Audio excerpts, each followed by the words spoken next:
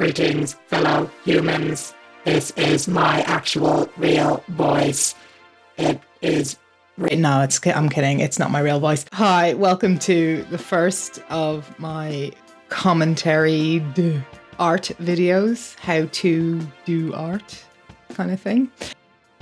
I wanted to do this video mainly because this particular page kind of uses a lot of interesting methods, skills, etc., etc. The main one being the use of 3D graphics incorporated into 2D illustration. It's entirely possible, of course, to create your illustrations freehand, so to speak, that is, using no background objects, as I'm doing with this method. Entirely possible to do. The problem is it just takes so damn long to do. When making webcomics in particular, you know, you have quite a tight turnaround time. And there's no such thing as cheating, you know, there's no such thing as, you know, the right way to draw, the wrong way to draw. Ultimately, you're creating something here, and the tools you use are irrelevant to that. Use whatever tools you need to use to get the work done as timely as possible, particularly when I'm doing webcomics, also as part of my Patreon, as you all know. Thanks, by the way. But even if you were working for a publisher, you're working for somebody who is essentially commissioning you to create comics, be that art or writing. Time is money. You can't afford, you know, just for the sake of your own ego, at least I certainly can't, for the sake of my own ego, knowing I could do it all freehand, but oh God, life is too short. I'm 32, I'm gonna be 33 in a couple of weeks. I can't, I just can't.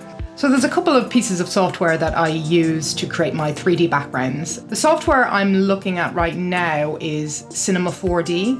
I've only recently started actually using Cinema 4D for my 3D models. I had initially used Google Sketchup. I don't think it's Google anymore. I think it's something else. But SketchUp, great free piece of software, very, very simple, at least if you're making up simple objects. It can get a bit out of hand once you start kind of putting in loads and loads of details, loads of different kind of offset lines and stuff like that. I find it can get a bit much.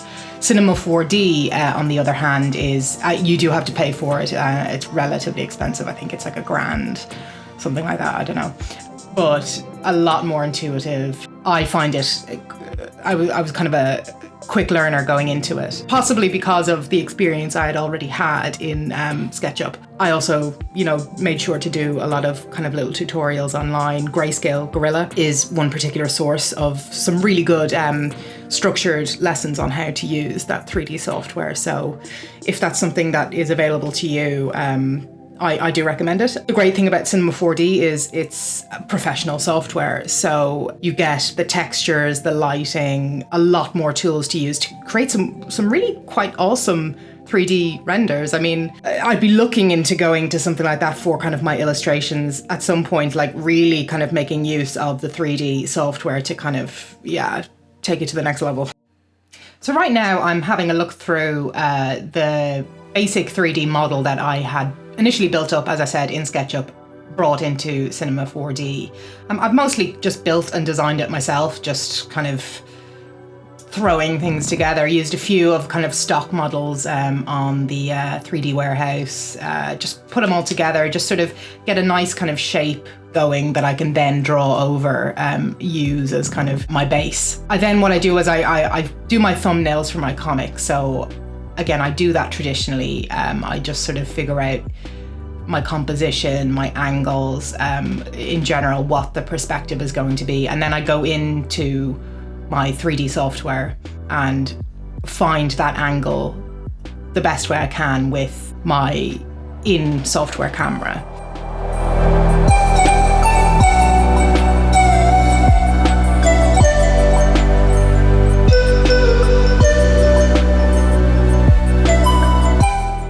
So I know for this page, I want, you know, I already had an idea of what I wanted to see. So right here, I'm trying to kind of get that as best as I can, because a lot of the time I find that what's in my head doesn't necessarily match what actually can possibly be done. So this is another great way to kind of save that hassle of you start doing this big drawing and it turns out, oh wait, no, none of this actually makes sense.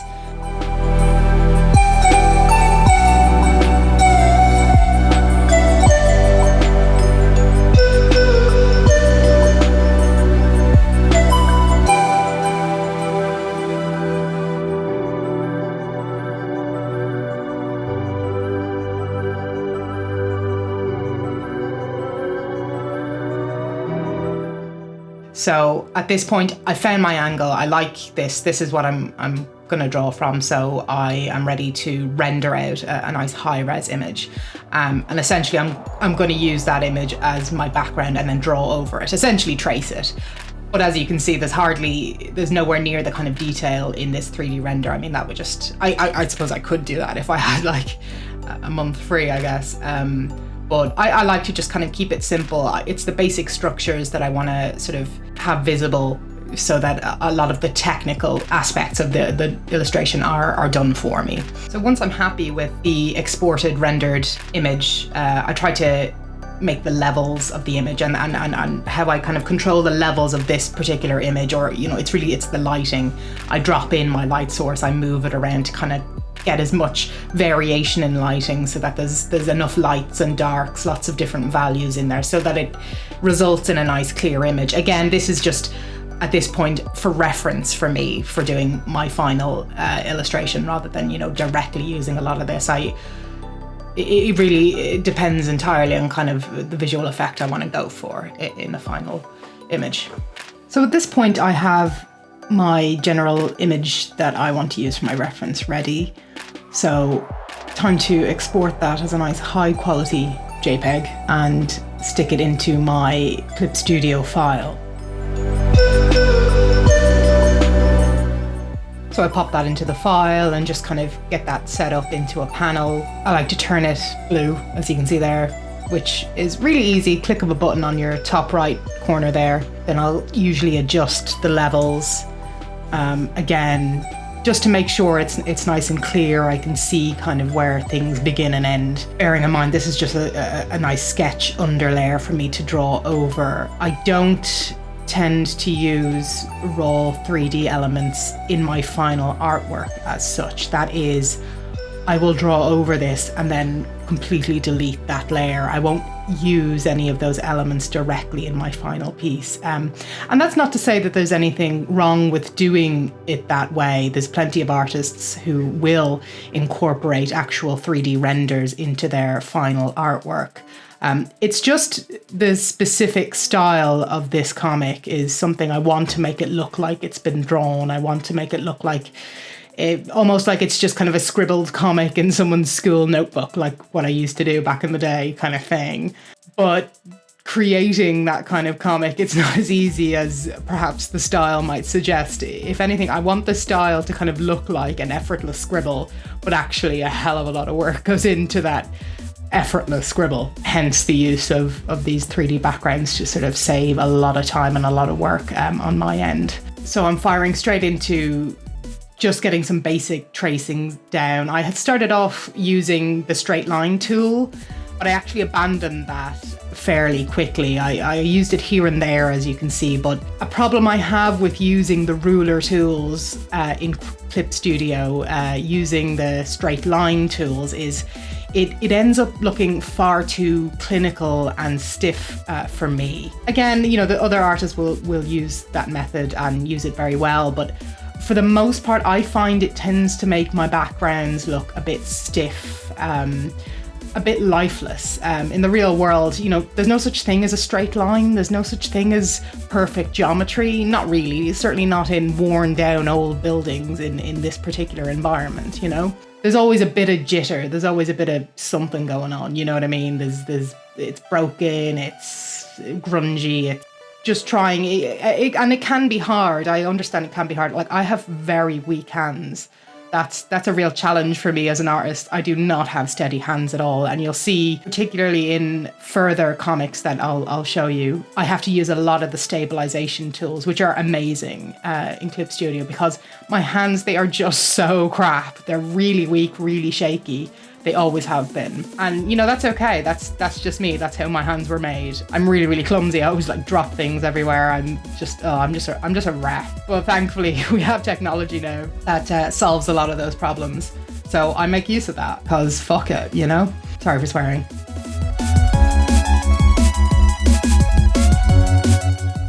So yeah, not much more to say on this stage of the process. It is just making sure to kind of get down the basic shapes. I'm trying not to do too much detail. I'm kind of succumbing to that a little bit here and there. There's times I kind of get focused in. I'm like, ooh, but generally speaking, you'll want to kind of get the basic details down first. My goal when using these 3D background references, I like to kind of dispense with them as quickly as I can. I want to get what I need out of them and then just get rid of it and kind of go with my heart. Again, over reliance on, because these are 3D models, they're super perfect. They're too perfect. It'll come across as looking kind of fake. Even though we're using these methods, we want to kind of make sure that people don't see that we've used these methods. It's knowing what to use, what to draw from, and what actually, no, you don't want that in your art. I don't want the stiff 3D model look. Although that can be quite cool, particularly when used for like vaporwave art. I really love kind of really tacky looking 3D, but that's not the particular style of this comic. Perhaps in a comic in the future, I don't know. Every now and then I'll see a comic artist that uses, Poser, and I don't use Poser.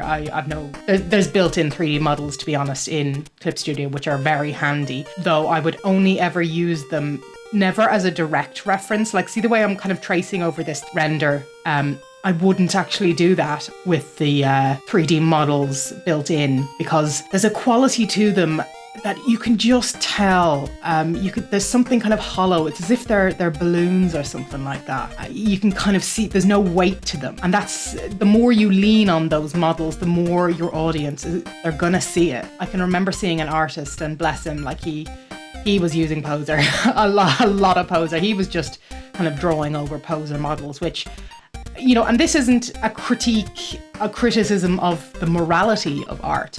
Use your tools. You paid for Poser. You've decided where that model's gonna go, but it looks like shit. That's the problem.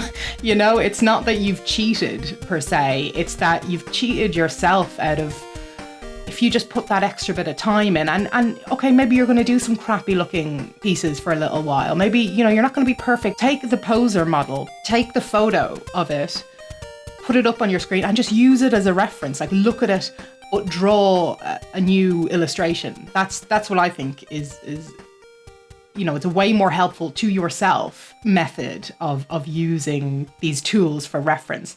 And also, don't just use the kind of Poser models as reference alone. Cross-check, do your Google search, go onto Getty Images and find the kind of pose that you're looking for, and just cross-check, just double-check, like what's missing here. Yeah, that's my general advice when it comes to that. I've actually done a page recording for one of the later pages, one or two later, where I did use the 3D figure models from Clip Studio. And I'm going to show you exactly how I use that. So I'm going to go into a bit more detail on that. I'll probably just be repeating myself, but hey ho.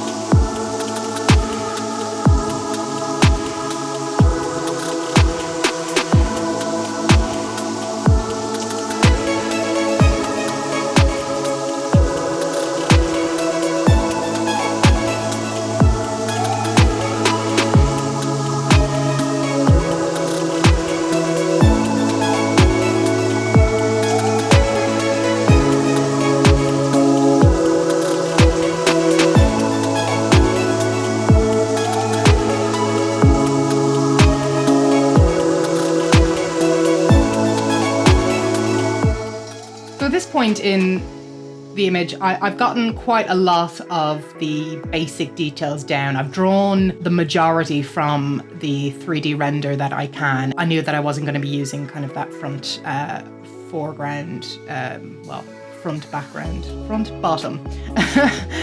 That bottom right-hand corner is what I'm talking about.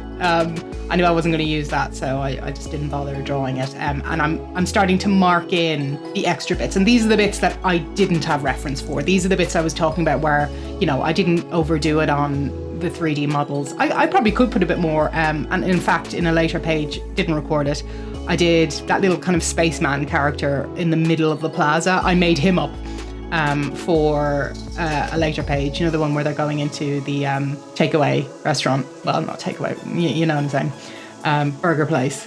And there's kind of a spaceman character who's in the middle of the plaza. I did make him up, and that was actually really helpful. These guys, these tiger guys, they're actually they're based on a tiger toy I used to have as a kid.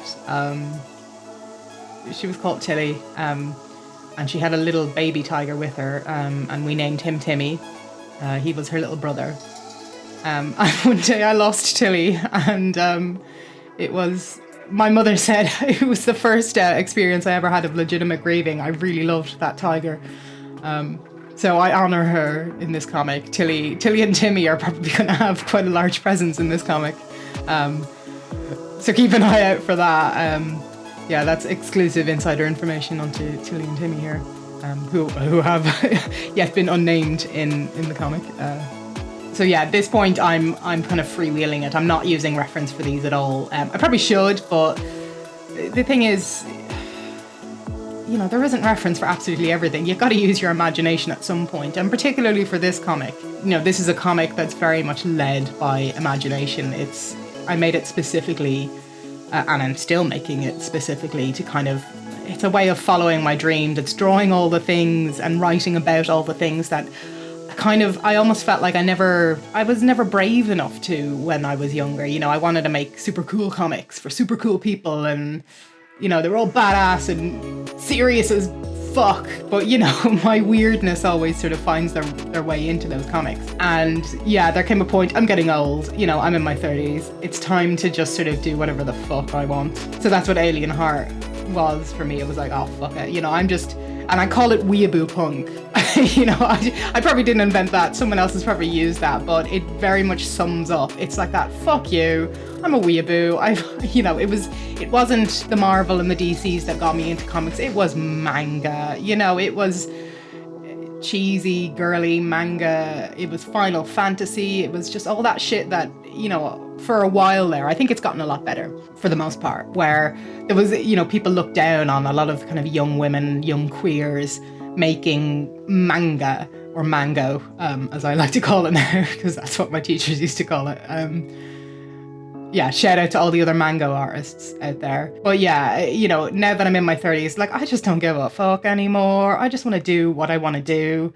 And that includes just embracing the weeaboo. And I call that weeaboo punk. It's like, fuck you, I'm a weeaboo, kiss my ass. Kiss my gay weeaboo ass. My catchphrase.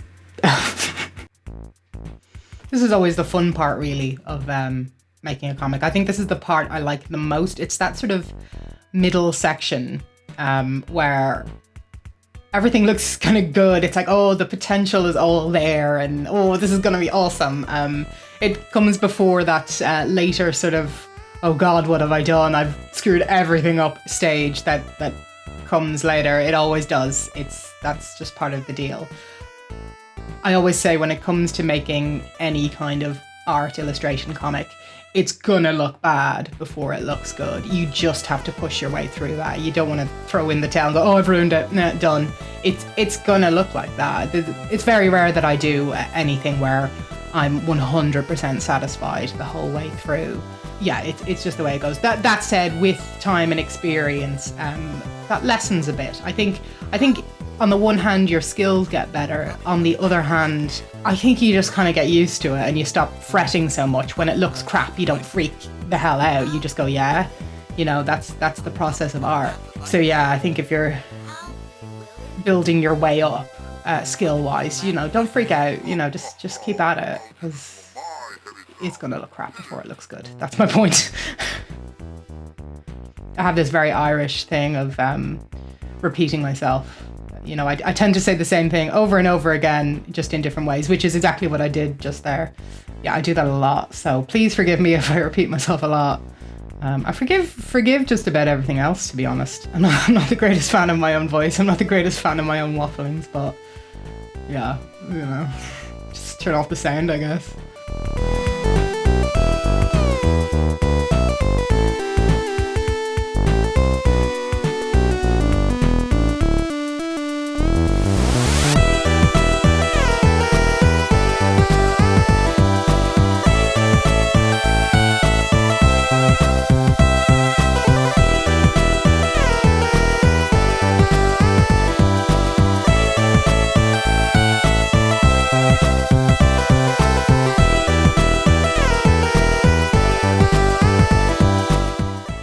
Filling in my shadows here, and what I use a really nice brush. It's a Frenden brush. Frenden, Frenden. He's a brush creator. He creates loads and loads of really awesome custom brushes for Photoshop, and now for Clip Studio Paint, Wall's Manga Studio. And I've always been a big fan of his brushes. So this one, I lean on this one a lot, particularly for this comic. It's a lovely watercolor brush. I've finished using it there. I'm just trying to put my tiger in. This tiger, oh my god. I see, the thing is, right, the first page where this tiger shows up, it was just its foot, and the foot looked badass, right? But then I never actually designed the rest of the tiger, so when it came to doing the full tiger picture, I had no idea how to actually draw the rest of the guy, so it was actually really hard to redraw that same foot I had in previous comic pages and make that fit kind of Asian style, woodblock print style inky tiger, as I'm trying desperately here to do. I mean, it came out all right, but I really should have just designed that billboard, that sign, before doing that initial page. I just sort of winged it, so that'll be fine. Which I tend to do that a lot. Don't do that. That's my advice. But I guess it worked out okay in the end. And at least now I have something to draw from with that. So yeah, I like to, I've long dispensed now. I don't know when it was. I've forgotten. It was a while back where I just completely deleted that layer of the 3D render. Well, maybe not. It might still be in there for me to just cross-check on the shadows or something. But I'm not interested in that anymore. Now it's time for me to just sort of take the wheel. What I'm using for reference here is the previous pages. I'll usually have a laptop open beside me if I'm drawing in bed. Shout out to the iPad Pro. Or I will have it up on my screen on my computer. I work exclusively on my iPad Pro, by the way. It's brilliant. So I will have my reference up of the previous pages so that I can cross-check essentially, because I didn't do any big concept art of this. I'd like to do just a big illustration of this plaza, Joy Plaza it's called. I'd like to do a big illustration of it, but I tend to design my environments as I go, what I think fits the page nicely, what I think would be cool at the time. And then when I go to draw my next background or, the next appearance of that environment, I'll make sure to have the previous pages I've done up on screen. I know what I've already designed, and then I can then add to it. So there were a couple of pages where I had done just that, and then this was expanding and expanding. It means that I guess the pressure is kind of a little bit less when designing this massive big environment. Oh, it's hard work. There's a lot of time and effort has to go into it. Whereas if you can take it piece by piece, chunk by chunk, in the way that I do it, I find it's a lot more manageable, and it's just a lot more fun. You can you come up with new ideas and new things in the meantime, and it's like kind of composing something.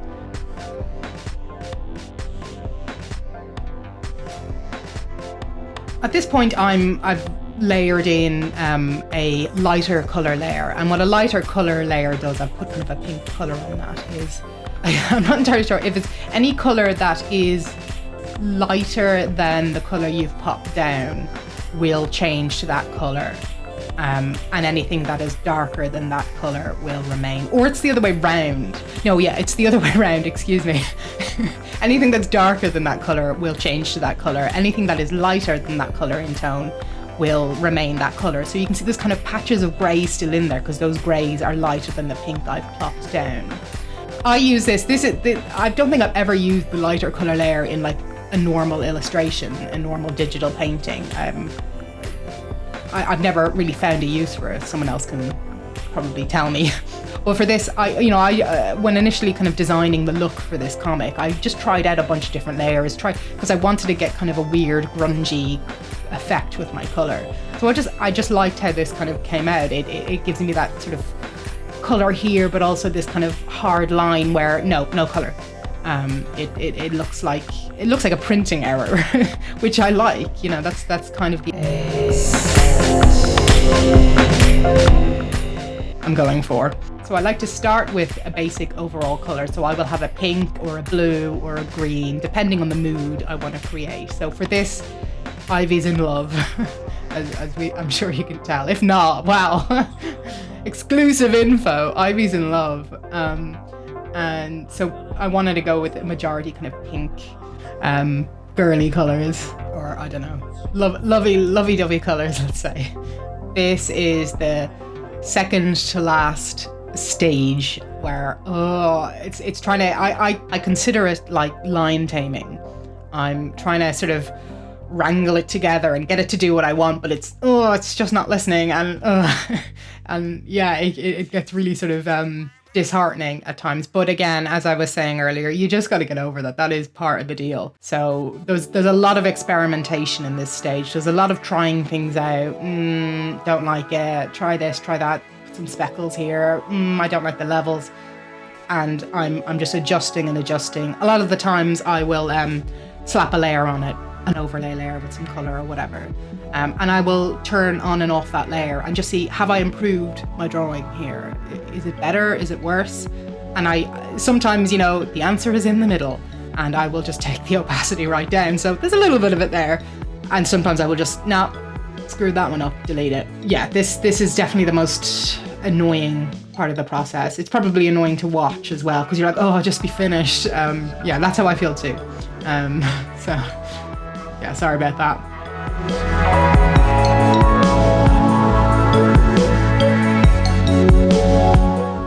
So we're finally at the end of our comic page. I've put the lettering in off camera.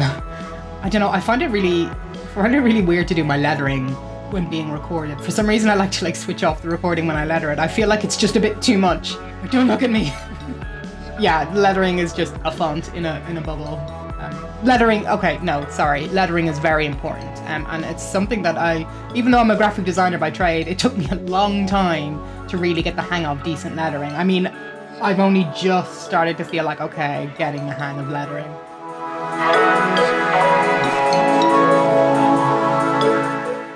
And that's that. Thanks very much for watching. If you watched all the way through this, oh my god, thank you.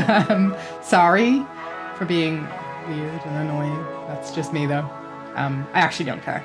Thank you very much to my patrons, my Patreon patrons. Now, okay, let's just stop for a minute. What do you call a Patreon patron? Do you say patrons or Patreons? I've heard it both ways, and I'm inclined to say patrons, and that's what I've been saying, but I realized when I have to do these videos, it was like, well, I'm gonna have to mention it's Patreon, right? So, thank you to my patrons on Patreon.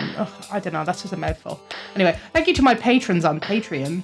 Yeah, big thanks. Thanks for supporting me doing this. I'd love to do this more. I'd love to do this full time someday. So, every little bit of support really helps that. And I hope you enjoy this video. Comments, feedback, like, subscribe, bell. That's a thing. All that. Okay, thanks. Bye.